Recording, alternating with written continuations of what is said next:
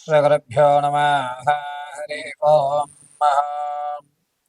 కృష్ణాయ గోవిందాయ గోపీజనవల్లభాయ పరాయ పరమపురుషాయ పరమాత్మనే పరకర్మ మంత్ర తంత్ర యంత్ర ఔషధాస్త్ర శస్త్ర సంహర సంహర మృత్యోర్మ్రోచయ మ్రోచయ ఆయు వర్ధయ వర్ధయ కుంభట్ పరబ్రహ్మణే జీప్చే జ్వాలా పరితరాయ సుదర్శనాయ ఓం ఫట్ స్వాహ మహాదేవభ్యే నమో నమః. పార్వతీ పరమేశ్వరానుగ్రహణాక్షవలిచిద్ధం. జూన్ నెలలో ఈ 12 రాసుల వారికి ఏ విధమైనటువంటి సంచారణలు జరుగుతాయి, ఏ విధమైన అవకాశాలు లభిస్తాయి, ఆర్థికంగా ఎవరు లాభపడుతున్నాము, ఆరోగ్యపరంగా ఎవరికి ఇబ్బందులు కలుగుతున్నాయి, ఆకస్మికమైనటువంటి ధనం ఎవరికి వస్తుంది, ఏ రాశి ఫలితాలు వారికి ఏ విధమైనటువంటి ఫలితాలు జరుగుతున్నాయి అనే విషయాన్ని క్షుప్తంగా మీకు వివరించడం జరుగుతుంది. అయితే ఈ 12 రాసులు వారికి కూడా గురుస్థానము, రవిస్థానములు వేరే వేరే 8, 11వ ఇంట స్థిరత్వంలో ఏర్పడటం వల్ల జరిగేటువంటి ప్రస్తావనలు, మార్పులు, అదేవిధంగా మీరు తీసుకునే ఏ నిర్ణయం అయినా సరే ఏ విధంగా ఉంటుంది అనేటువంటి దాన్ని మీకు వివరిస్తూ తగు పరిష్కారాలు పార్వతీ పరమేశ్వర అనుగ్రహ ప్రకారంగా చిన్న చిన్న రెమెడీస్ మీ కొరకు వివరిస్తూ ఆ యొక్క గండాల నుంచి, ఆ సమస్యల నుంచి కూడా మిమ్మల్ని గట్టెక్కించడానికి సర్వదా నారాయణుడు మీకు దోహద చేస్తాడని, ఈ 12 రాసుల్ని కూడా యథాశక్తానుసారం నా జ్ఞానాన్ని ఉపయోగించి మీకు తెలియజేయడానికి మీ ముందుకు రావడం జరుగుతుంది. తదనంతరము సింహరాశి వారు. సింహరాశి వారికి ఈ నెలంతా కూడాను కాస్త ఇబ్బందిదాయకంగా వ్యవస్థలే నడుస్తూ ఉంటాయి.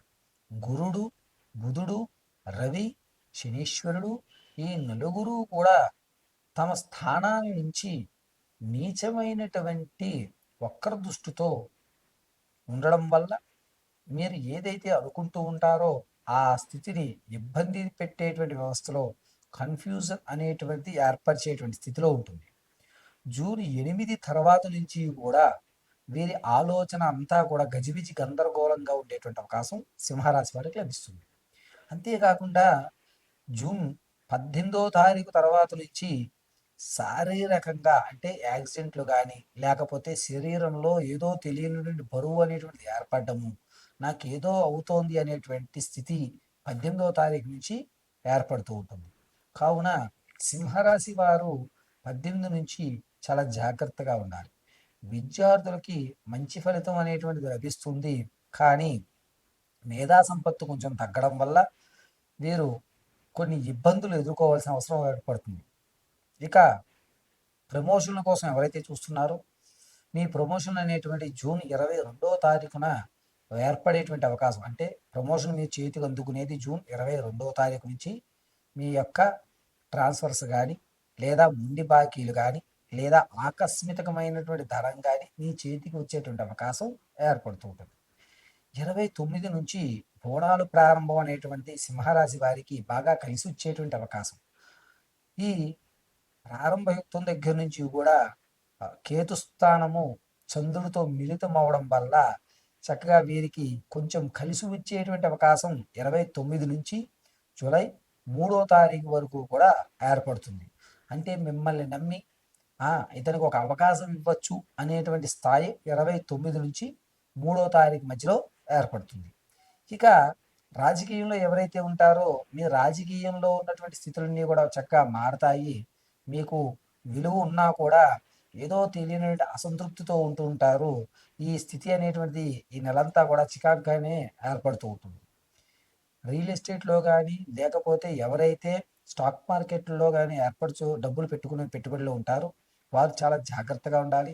24 నుంచి కూడా ఆ స్థితి అనేది కింద పడేటువంటి అవకాశం ఏర్పడి, అయ్యో అనవసరంగా పెట్టానే అని బాధ అనేటువంటిది ఏర్పడుతుంటుంది.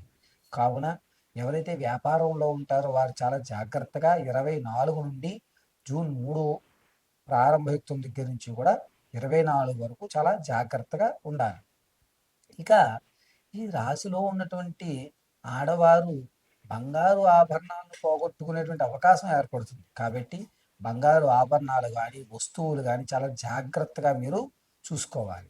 అంతేకాకుండా సంతానానికి ఎవరైతే ఎదురు చూస్తున్నారో వారికి ఈ నెల కూడా అంతంత మాత్రంగానే ఉంది. విద్యార్థులు ఎవరైతే ఉన్నారో వారికి కాస్త ఏర్పడుతున్న మానసికమైనటువంటి ఒత్తిడి అనేది పెరుగుతూ ఉంటుంది.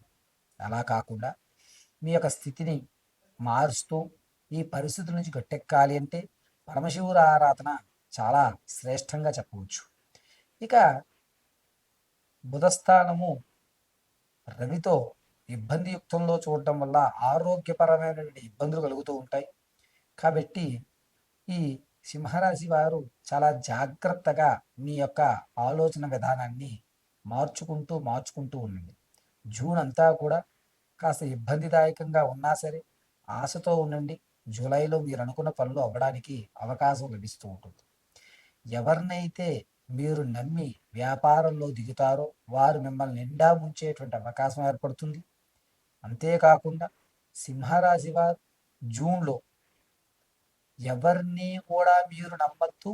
అదేవిధంగా మిమ్మల్ని కూడా నమ్మకం పెట్టుకున్న వారు మీ మీద నమ్మకం సడలేటువంటి అవకాశం ఏర్పడుతుంది.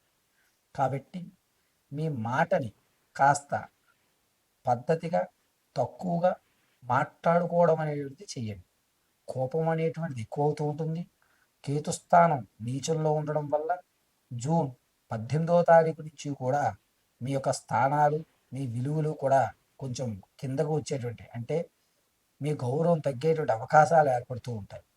ఈ యొక్క సింహరాశిలో ఉన్నటువంటి వారు ప్రతి ఒక్కరూ కూడా మేధా దక్షిణామూర్తి స్తోత్రాన్ని పఠించడం లేదా గురువారం ఈ దత్తాత్రేయ స్వామి వారికి పెద్ద శనగలతోటి 108 శనగలతోటి మాల వేయడం అనేటువంటిది చాలా మంచి ఫలితాలు మీకు ఏర్పరుస్తూ ఉంటుంది.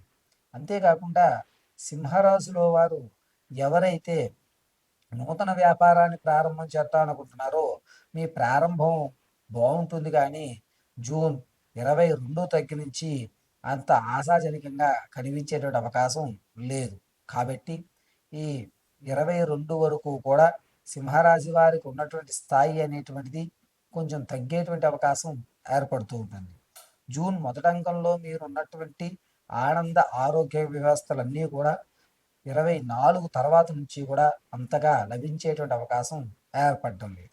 అంతేకాకుండా మీ యొక్క స్థితిని మార్చుకోవాలి అనుకుంటే కనుక ప్రతినిత్యము ఈశ్వరనామస్మరణ చేయడం చాలా మంచిది. సింహరాశిలో ఉన్నటువంటి వారు ఎవరైనా సరే ప్రతి రోజు కూడా కొబ్బరి నూనెతో దీపం పెట్టడం మంచిది. అదే కాకుండా సింహరాశిలో ఉన్నటువంటి వారు ఎవరైతే వివాహం కొరకు చూస్తున్నారో వారు ఖచ్చితంగా 24 తర్వాత నుంచి వచ్చేటువంటి అవకాశం ఏర్పడుతుంది.